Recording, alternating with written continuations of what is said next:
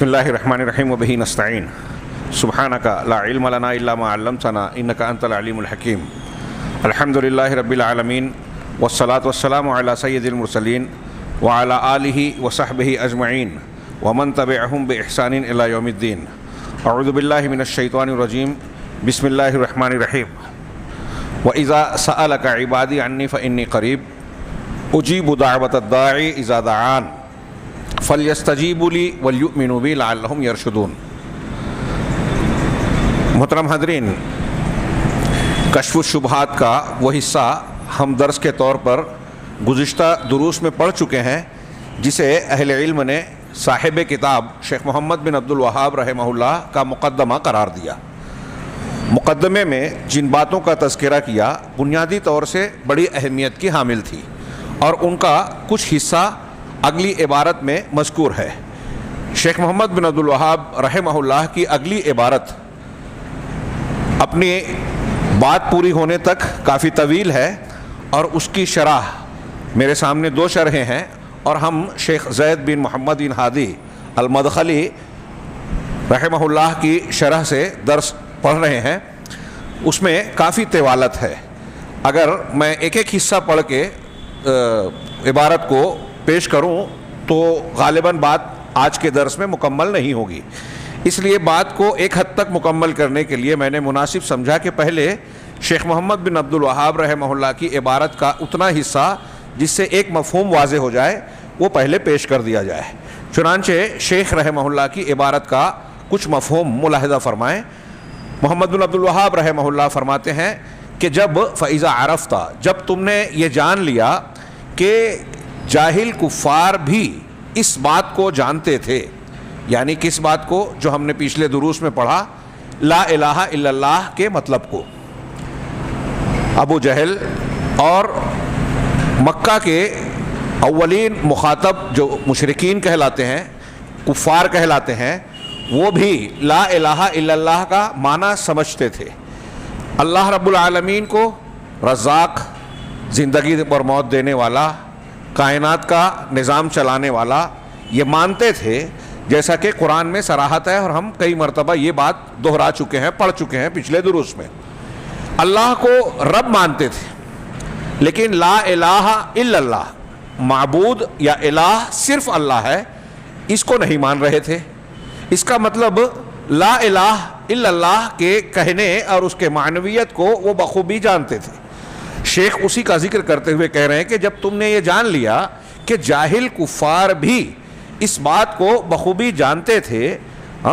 تو تعجب ہے، فالعجب ممن یدعی الاسلام، اس شخص پر انتہائی تعجب ہے جو اسلام کا دعوے دار ہے، اپنے آپ کو مسلمان کہتا ہے، اور وہ اس کلمے کی وہ تعریف اور معنی مفہوم نہیں جانتا جو کہ جاہل کفار بھی جانتے تھے۔ شیخ محمد بن عبد الوہاب کی عبارت کی شرح میں نیچے شیخ عبد الرحمن بن قاسم والی، یہ شیخ محمد بن ابراہیم،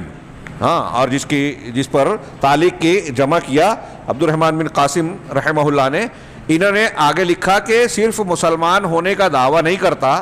آج تو ایسے لوگ نظر آتے ہیں جو اصحاب جبہ و دستار ہیں اور اپنے آپ کو علماء کہلاتے ہیں، ان کے ناموں کے پہلے لمبے چوڑے آداب و القاب آتے ہیں، کئی لائن کے، اور پھر وہ اپنے مدارس میں، اپنے حلقوں میں شیخ التفسیر، شیخ الفلاں اور شیخ الفلاں کہلاتے ہیں، علامہ فہامہ، نہ جانے کیا کیا القاب دیے جاتے ہیں۔ تو شیخ نے اس میں شرح میں لکھا کہ مسلمان ہونے کا ہی نہیں، عالم ہونے کا ہی نہیں، امام ہونے کا دعوے دار ہے، اور لا الہ الا اللہ کا وہ معنی بھی نہیں سمجھتا جو کفار مکہ، جاہل کفار سمجھتے تھے۔ بہت اہم اور ایسی عبارت ہے جو موجودہ دور کی جہالت اور مسلمانوں کے تمام تر محنتوں کے درمیان میں ایک بہت بڑی افسوسناک حقیقت کو بیان کر رہی ہے۔ میں اکثر کہا کرتا ہوں، ہمارے ہاں اپنے ارد گرد دیکھ لیجئے، کئی بڑی تنظیمیں، جماعتیں اور لوگ نظر آئیں گے جو دین کے کام میں چلتے پھرتے نظر آتے ہیں، بڑی محنت کرتے ہیں، اور واقعی محنت کرتے ہیں، ان کی محنت سے انکار نہیں۔ 20 سال 15 سال اور نہ جانے کتنا لگا لیا، ہر ایک کا اس میں نصاب ہے کہ میں 24 گھنٹے میں اتنا ٹائم دیتا ہوں دین کے لیے، لیکن اتنی مدت گزر جانے کے بعد وہ بات جو انبیاء کرام علیہم الصلاۃ والسلام نے سب سے پہلے قوموں کو، امتوں کو بیان کی، جہاں سے آغاز کیا، وہ معنی نہیں جانتے، یعنی توحید نہیں معلوم، اس کی ضد شرک نہیں معلوم، نتیجہ دین کی دعوت بھی دے رہے ہیں، شرک بھی پھیلا رہے ہیں، خود بھی شرک کر رہے ہیں اور شرکوں کی فضیلت بیان کر رہے ہیں، شرکی اعمال کی فضیلت جھوٹی حدیثوں کے حوالے سے قرآن کے غلط معنی اور مفہوم بیان کر کے پیش کر رہے ہیں۔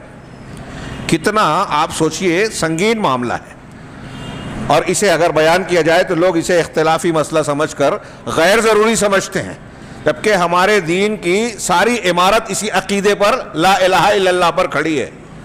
شیخ اسی کی طرف توجہ دلا رہے ہیں کہ یہ ایک انتہائی تعجب کی بات ہے کہ ایک شخص اسلام کا دعویٰ کرتا ہے اور وہ اس کلمے کی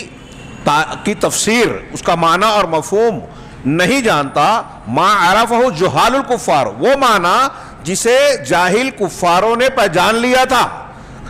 مکہ کے جاہل کافر جس کو جانتے تھے،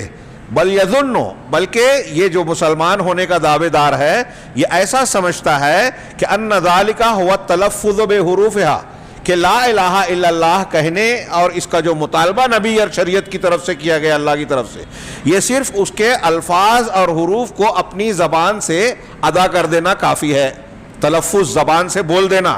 من غیر اعتقاد القلب لشیء من المعانی، اس کے معنی کے کچھ بھی حصے کو دل سے مانے بغیر، دل سے لا الہ الا اللہ کے معنی اور مفہوم کو جانے مانے بغیر صرف زبان سے لا الہ الا اللہ کہہ دینا، الفاظ میں ادا کر دینا، یہ کافی سمجھتا ہے۔ والحاذق منہم، اور ان میں جو حاذق ہے، زیرک، ذہین، ماہر، حاذق کا ترجمہ کیجئے، یعنی جو چالاک، ذہانت والا ہے، مہارت والا ہے، وہ ایسا سمجھتا ہے کہ اس کا معنی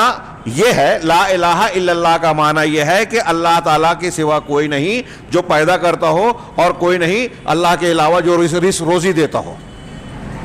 یہ جو بیان کر رہے ہیں بہت افسوسناک بات ہے، قرآن کی پوری تفسیر لکھ ڈالی، سید قطب صاحب اور دوسرے لوگ ہیں، مولانا ابوالعلا مودودی صاحب،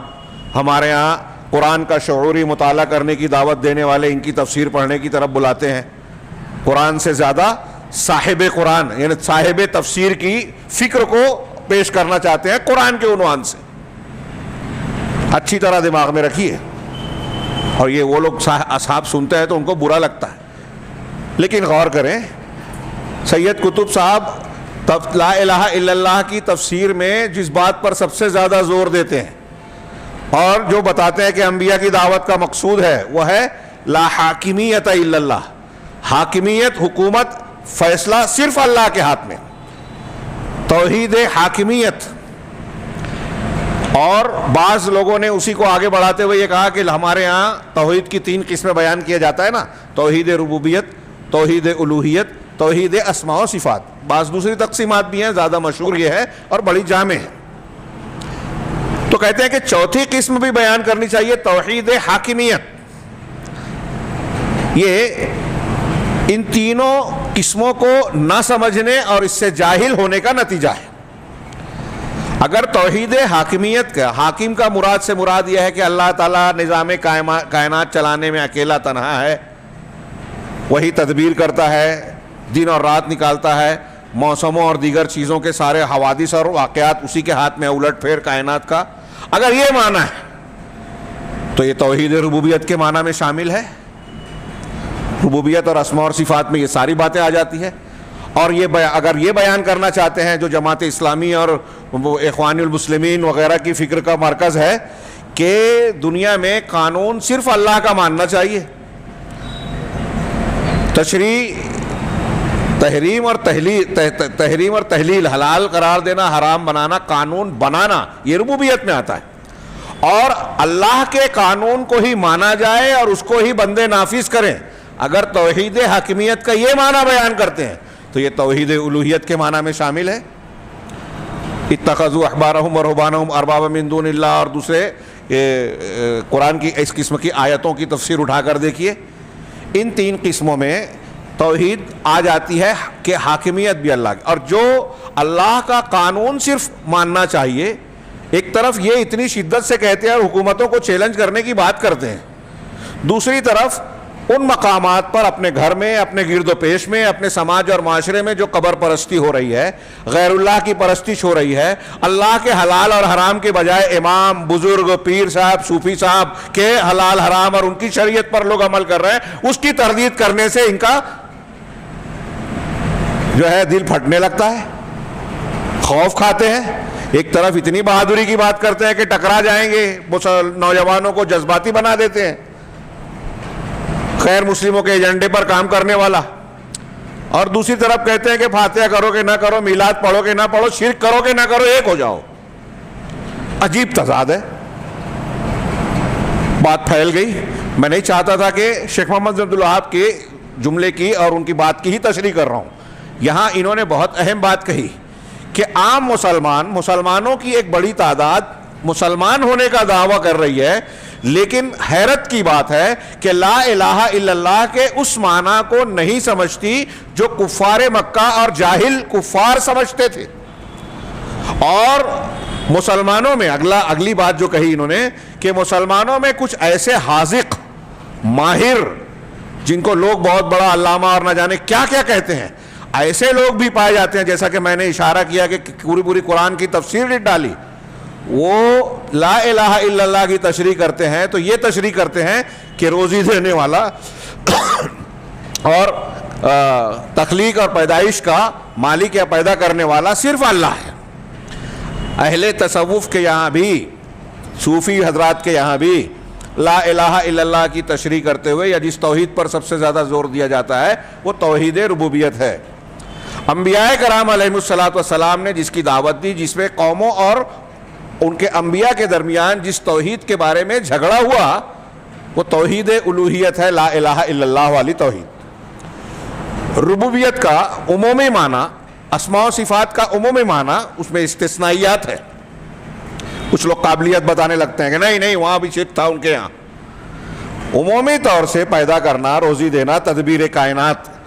یہ سارے کام وہ اللہ کی طرف ہی منسوب کرتے تھے، وہ قوم نوح کے مشرکین ہو یا کفار مکہ ہو یا دیگر عام طور سے انبیاء کرام کے مخاطبین جن کا تذکرہ عام طور سے قرآن مجید میں ملتا ہے۔ تو یہ بات وہ مانتے تھے۔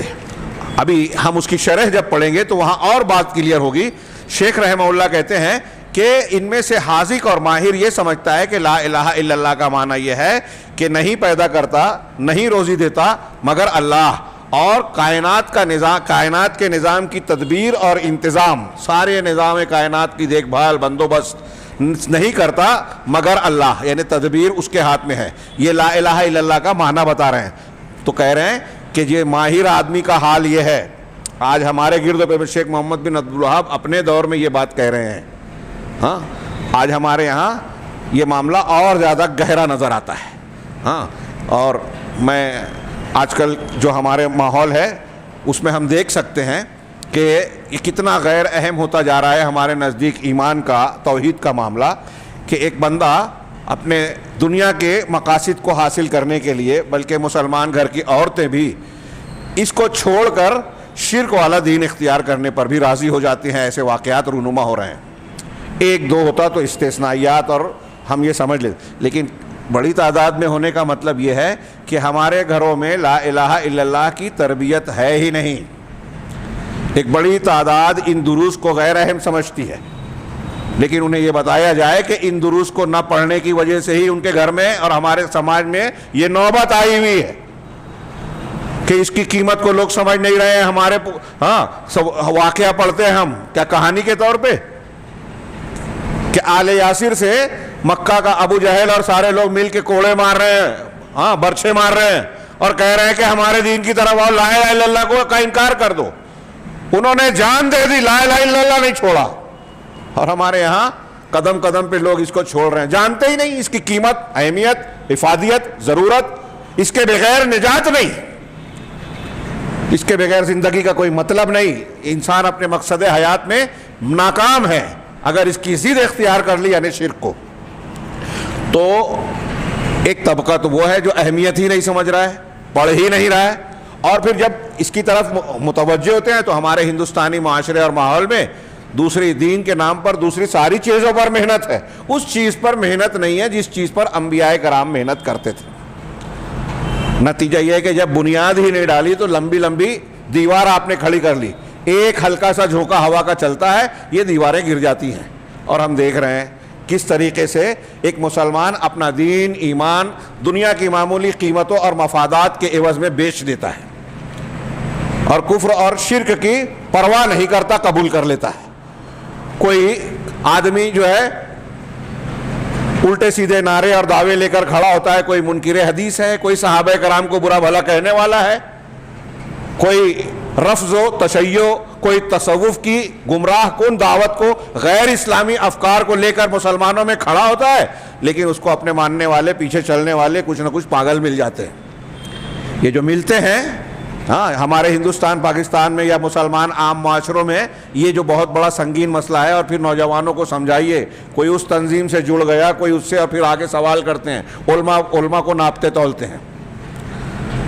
منہجیت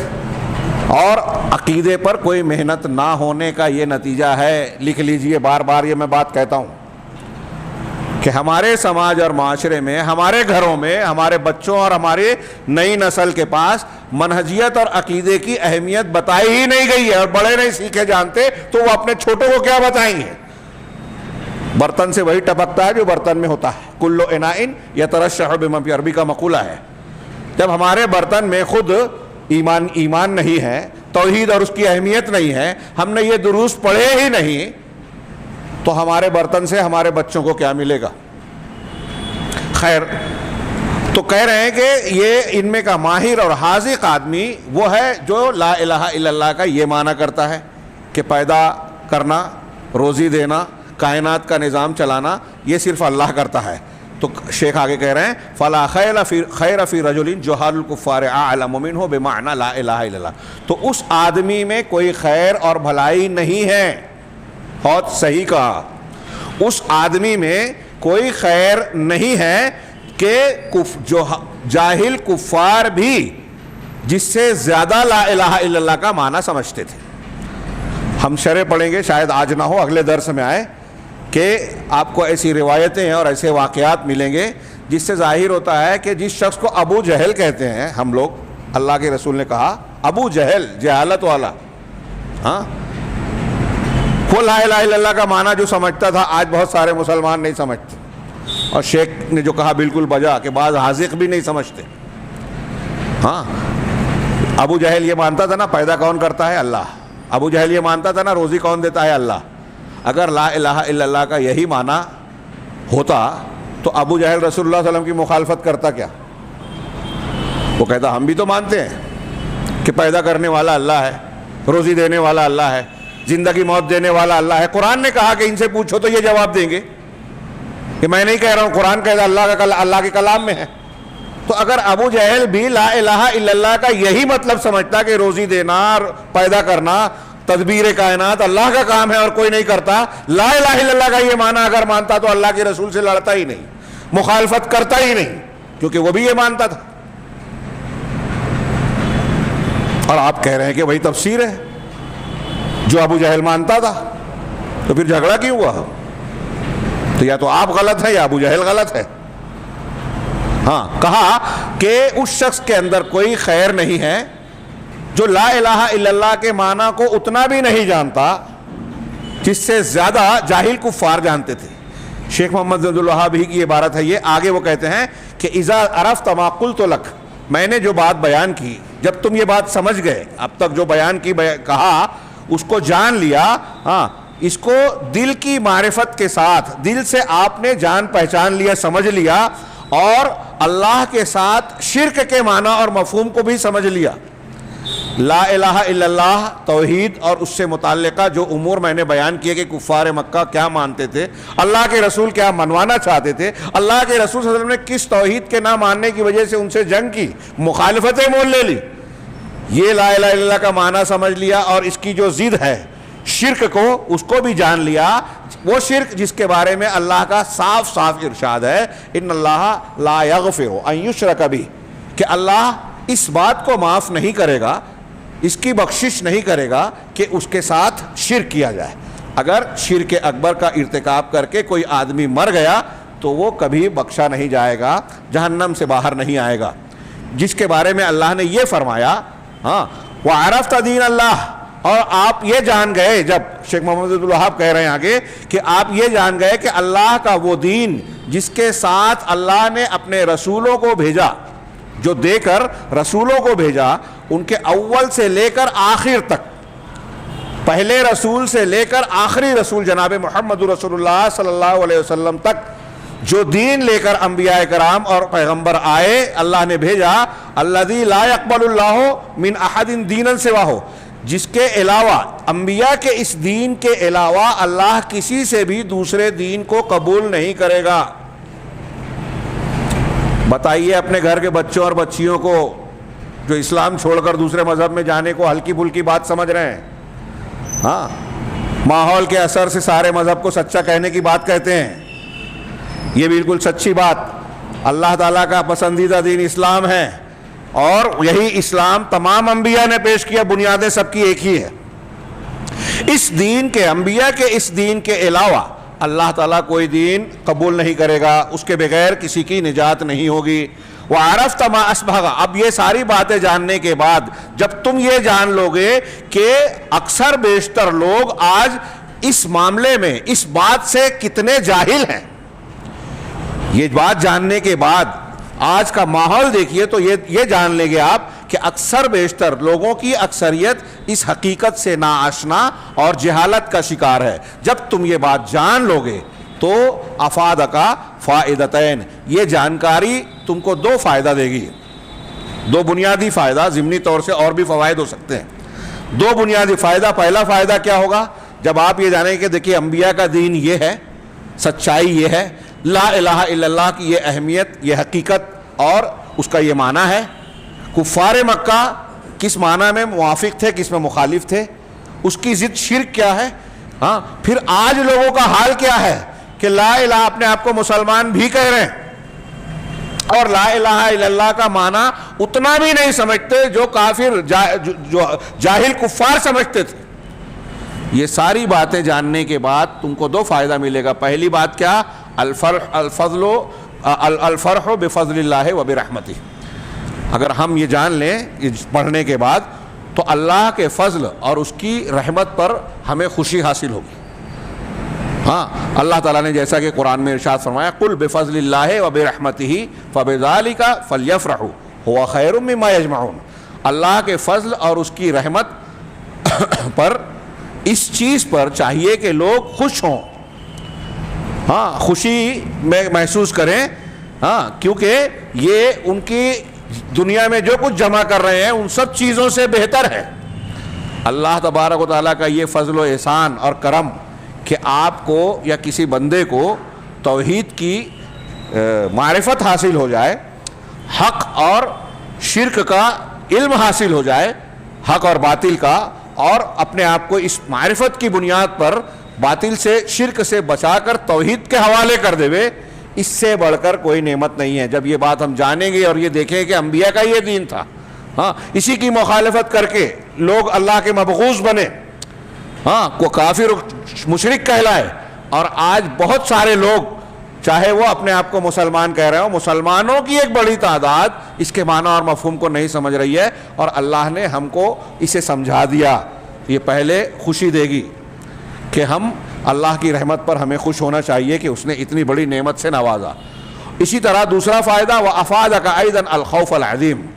کہ اسی طرح یہ معرفت آپ کو بہت عظیم خوف کا فائدہ دے گی,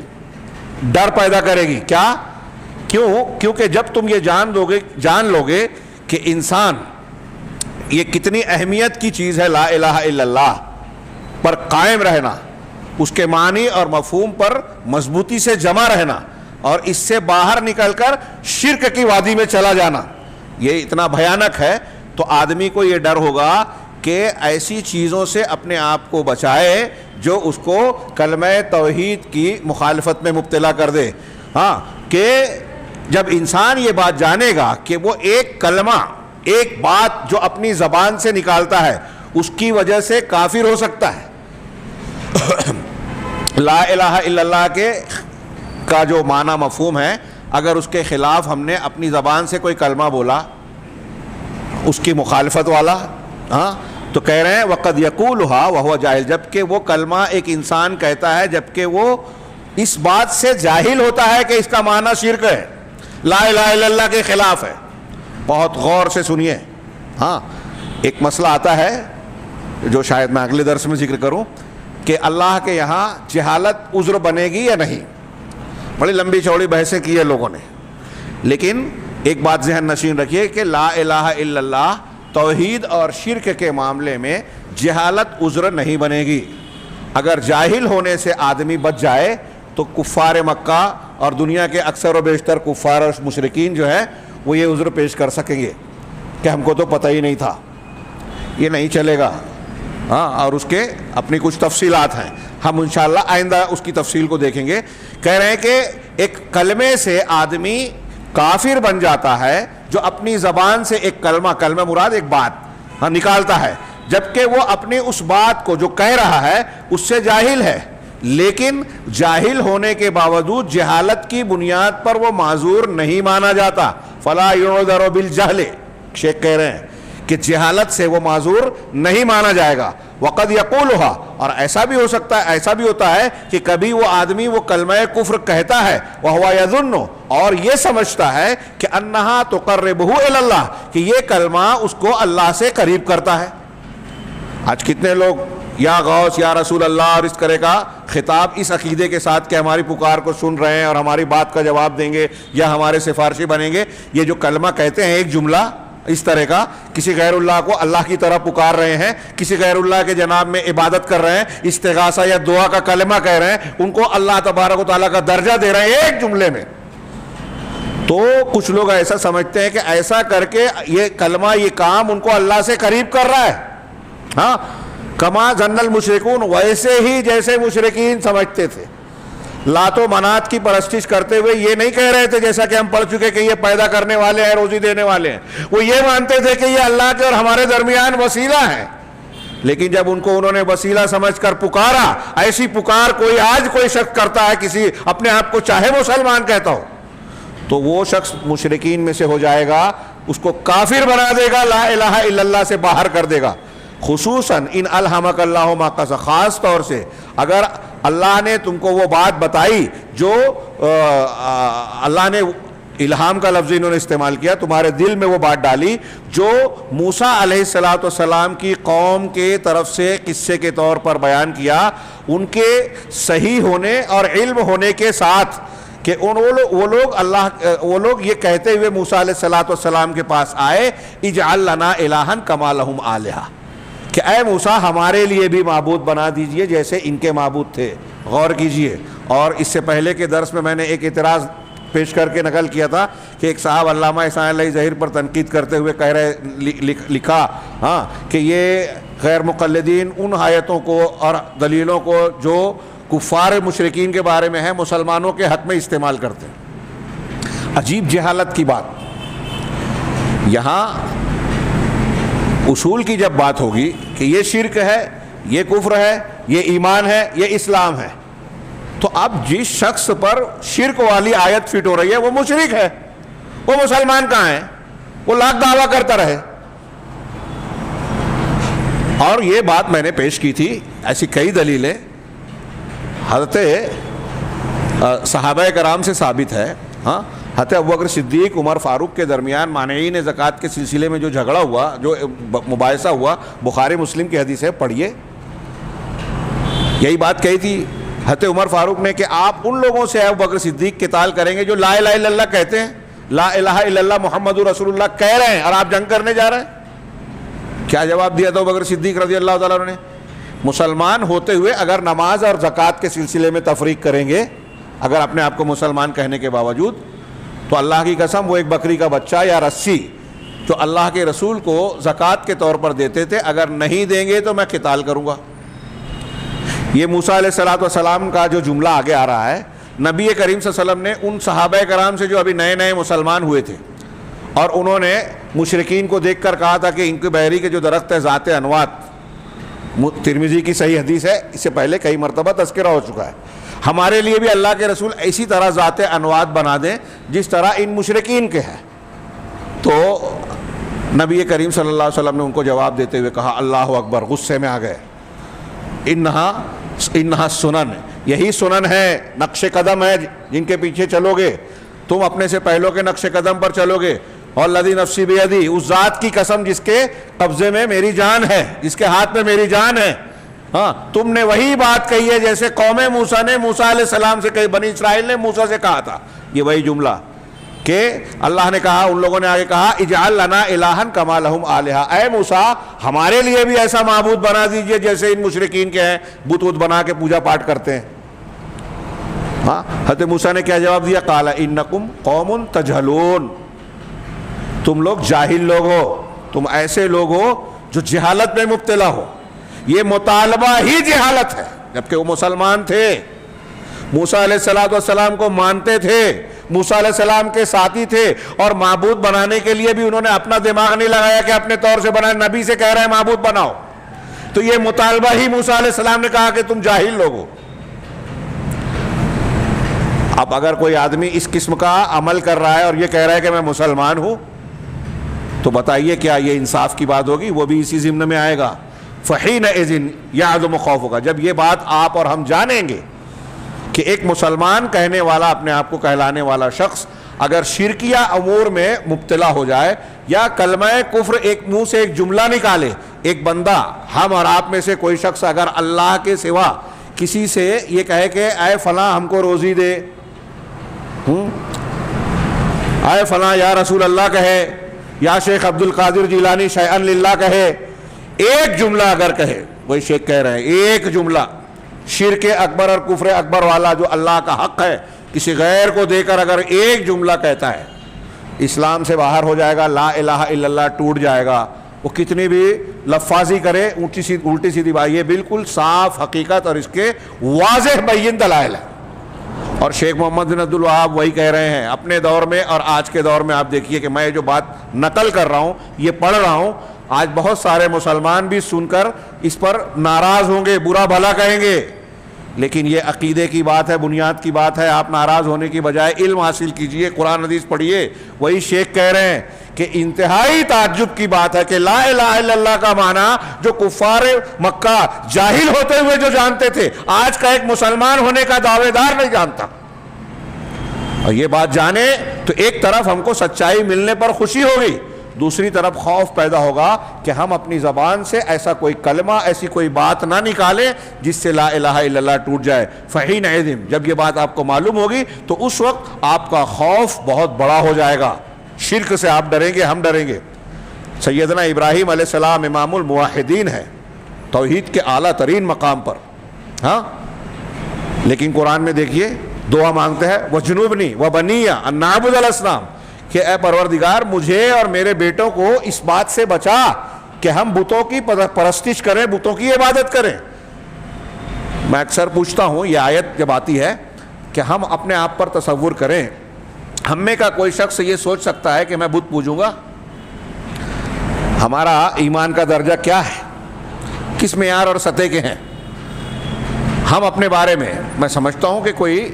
گیا گزرا مسلمان بھی اس سے پوچھا جائے گا کہ آپ بت پوجو گے تو وہ کہے گا کہ نہیں. آج کل جو ہو رہا ہے مفاد پرستی میں، لا علمی میں لوگ چلے جاتے ہیں گنپتی کے پنڈال میں اور ہاتھ جوڑ لیتے ہیں. ہاں، کچھ لوگ اپنے آپ کو سیکولر اور نہ جانے کیا کیا بتانے کے لیے اس قسم کی شرکیہ حرکت کر لیتے ہیں. ہاں،